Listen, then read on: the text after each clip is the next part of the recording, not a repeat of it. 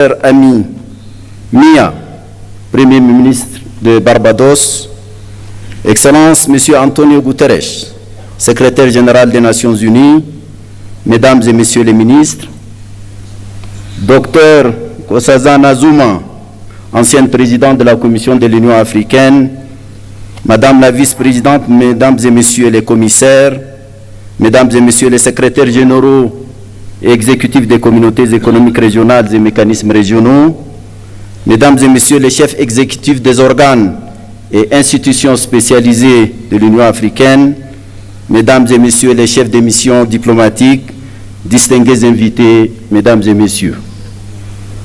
C'est à la fois avec un grand honneur et un immense plaisir que je m'adresse à vous aujourd'hui pour la dernière fois en ma qualité de président de la Commission de l'Union africaine. Je voudrais tout d'abord, puisque nous sommes encore au début de l'année nouvelle 2025, présenter à vos excellences, vos familles et vos peuples, au nom de tous les personnels de l'Union africaine, mes meilleurs vœux de santé, de prospérité et de succès. Je voudrais aussi exprimer mes sincères remerciements aux présidents en exercice avec lesquels j'ai successivement travaillé ces 8 dernières années. J'ai nommé dans l'ordre de leur présidence Alpha Condé, Paul Kagame, Abdel Fattah al-Sisi, وزير الدولة بدولة الإمارات العربية المتحدة. Excellencies, permanent observer representatives to the African Union, and Excellencies, representatives of our partners to the African Union. All protocol observed, members of the press, a very good morning to you all. It gives me immense honor and pleasure to welcome you all to the opening ceremony of the 38th ordinary session of the AU Assembly of Heads of States and Governments being held today at the Nelson Mandela Hall, the African Union headquarters in Addis Ababa, the capital of Africa.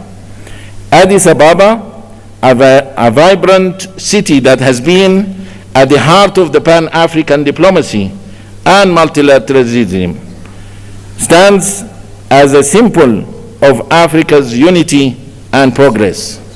As a host nation of the African Union, Ethiopia plays a crucial role in fostering continental dialogue and advancing African integration. Your Excellencies, ladies and gentlemen, the 38th ordinary session of the Assembly of Heads of States and Governments of the African Union holds significant importance as it will oversee the elections of the chairperson and the deputy chairperson of the African Union Commission. Over the past years, the African Union has made remarkable progress in conflict resolution, mediation, and peacekeeping efforts, contributing to greater stability across the continent. Economic transformation has been further strengthened through the African Continental Free Trade Area and accession to the G20, contributing towards the implementation of Agenda 2063, the Africa we want. Excellencies, ladies and gentlemen, having said so, the program of today's opening ceremony will stand as follows. We will have a statement by His Excellency Dr. Abiy Ahmed, Prime Minister of the Federal Democratic Republic of Ethiopia, followed by a statement by His Excellency Musa Faki Mohammed, Chairperson of the African Union Commission, following which a statement by His Excellency Antonio Guterres, Secretary General of the United Nations. We shall then have a statement by His Excellency Mahmoud Abbas, President of the State of Palestine. Then His Excellency Mahmoud will Sheikh Al-Ghazwani, President of the Islamic Republic of Mauritania and Chairperson of the African Union, will make his opening remarks. Immediately after that, we will call the Dean of African Ambassadors in Ethiopia to introduce the new Bureau, members of the African Union Assembly, following which we shall have the handover ceremony for the chairperson of the African Union. Then we will go to the launch of the African Union theme of the year, Justice for Africans and People of African Descent through Reparations. Without any further ado, I have the great honor and privilege to invite His Excellency Dr. Abiy Ahmed, Prime Minister of the Federal Democratic Republic of Ethiopia, to deliver his statement. Your Excellency, the floor is yours. Your Excellency.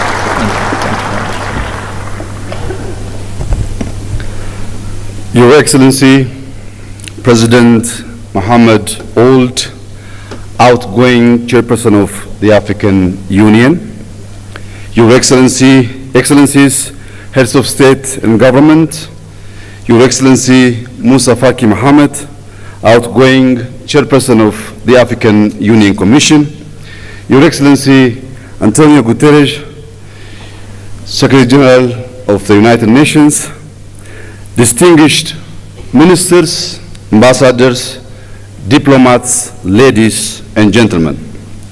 Welcome to Ethiopia, the cradle of Pan-Africanism and a proud champion of African unity and freedom. It is an honor to stand before you today as we reflect on the immense potential we hold, not just as individual nations, but as a united and dynamic continent. In a world marked by rapid change and multiple challenges, we find ourselves at the crossroads of uncertainty and opportunity. This moment calls upon us to strengthen our collective resolve, embrace resilience, and foster unity across Africa. The theme for this year's assembly calls on us to heal the scars of historical injustice and overcome lingering trauma that has long hindered our progress. The demand for reparations is not about charity or financial aid. It is a call for justice. It seeks to restore the dignity of millions and heal the deep scars of poverty, inequality, and discrimination. It demands an end to the systematic exploitation of our wealth, resources, and opportunities. It also calls for a transformative process that acknowledges past harms and takes bold steps to right the wrongs caused upon us, upon society across the continent. Thank you. Thank you. Most importantly, the call for reparations requires not just words, but concrete actions to affirm the equal worth of every human being. Excellencies, ladies and gentlemen, to achieve lasting peace, justice, and prosperity, we must rise above the geopolitical tensions and the historical divisions imposed upon us by colonial borders. By fostering solidarity among all of our nations and embracing a shared destiny, we can pool our resources and talents to unlock our continent's full potential. Africa's cultural, ethnic, and linguistic diversity is a source of pride and strength upon which we must build inclusive governance and equitable development. Conflict resolution, diplomacy, and peace building must remain at the heart of our efforts. By championing African solutions to African challenges, we can secure lasting peace and stability. Let us celebrate our achievements in politics, science, economics, and arts. Strategic initiatives such as the African Continental Free Trade Area give us the tools to boost intra-Africa trade, reduce external dependency, and achieve self-reliance. With Africa's large and dynamic use, abundant natural resources, and growing technological innovations, we have all the means to ensure sustainable growth. The rapid advancement of artificial intelligence, particularly generative AI, offers unprecedented opportunities to transform our economies and societies. By collaborating in AI, fintech, renewable energy, and mobile technology, we can address shared challenges such as climate change, infrastructure gaps, and public health crisis. Africa's rich and diverse data sets are essential for training robust and inclusive AI models. This highlights the importance of African representation in shaping future technologies. However, as we embrace these advancements, it's essential to protect our data sovereignty, prevent digital exploitation, and develop homegrown AI solutions that reflect African values and contexts.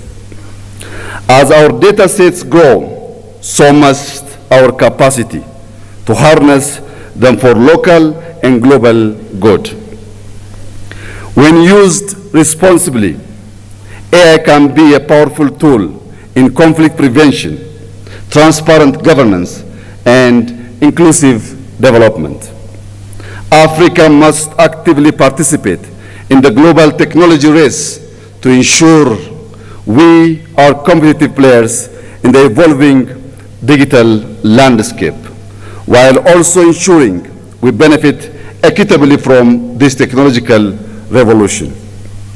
Furthermore, Africa's voice on global issues must grow stronger, ensuring that we have a say in shaping governance frameworks and other much-needed reforms in the global order. By empowering grassroots movements, youth networks, and educational programs focused on digital literacy and technological innovation, we can inspire the next generation. This will ensure Africa stands not just as a beneficiary of a global advancement, but as a key contributor in shaping the future of humanity. Excellencies, the opportunities before us are immense. Ethiopia is determined to prosper, guided by a vision of vibrant democracy, sustainable economic growth, rich cultural heritage, social progress, and a deep commitment to environmental regeneration. To realize this goal, we have laid out a pragmatic roadmap rooted in the transformative principles of Madamar. Madamar, an Amharic term loosely translated as synergy, is our guiding philosophy. It is a homegrown ideology that promotes prosperity, unity, sovereignty, security, and national dignity.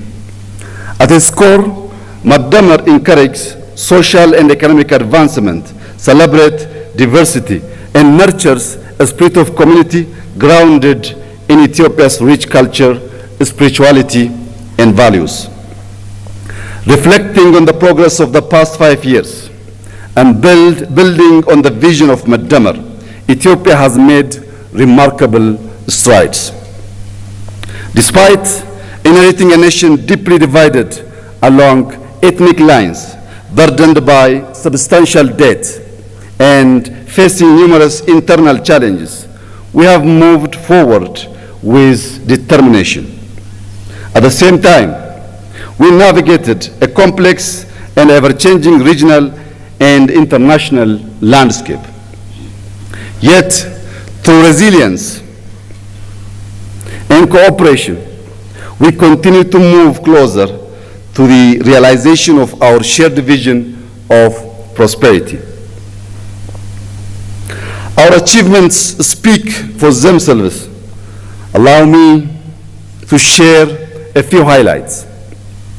We have reformed our political system, transforming into an inclusive multi-party framework that reflects the diversity of our nation. To deepen these reforms and foster cohesion, reconciliation, and peace, we are undertaking a national dialogue. On the economic front, we have built a resilient and diverse economy. Over the past 5 years, we have